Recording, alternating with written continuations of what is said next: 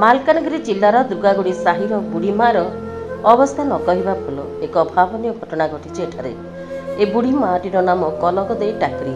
ବୟସ ପ୍ରାୟ 85 ବର୍ଷ।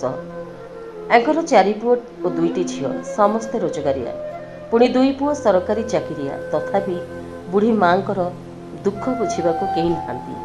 ଆଖିକୁ ଦେଖାଯାଉନି। ଯେଉଁ ଘରେ ପଡ଼ି ରହିଛନ୍ତି ନା ସେଥିରେ ଅଛି କରେଣ୍ଟ ନା ଫ୍ୟାନ୍। ସେମିତି ଗରମରେ ପଡ଼ି ପଡ଼ି ଛଟପଟ ହୋଇ ରହିବା କଥା।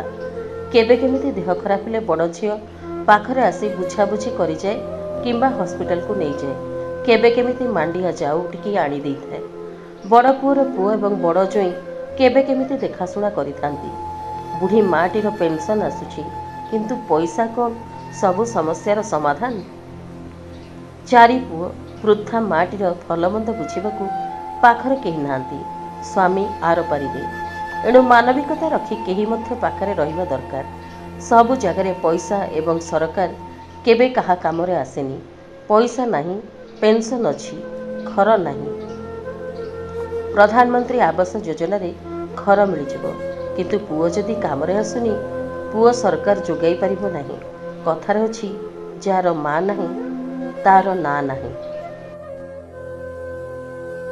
मारबा कहबे हला कोन पे कोन पाई की त से तांको जना गंडोल कोन पे गंडोल हला बेले हम नथिलु हला हम जना ना किछि जना ना हला जान नै किछि मोई किछि जानि ना मोई कोनिया जानि पालो की नै नै हम कोनिया लोकेटर लो कोनिया सब कहउछन तमे बडो बोले के ना नै एगोर बुआरी सम्मान मिलता कि बुढ़ी बोले बोले हम कोनिया बोले कहला कि बाबू एटा सम्मान।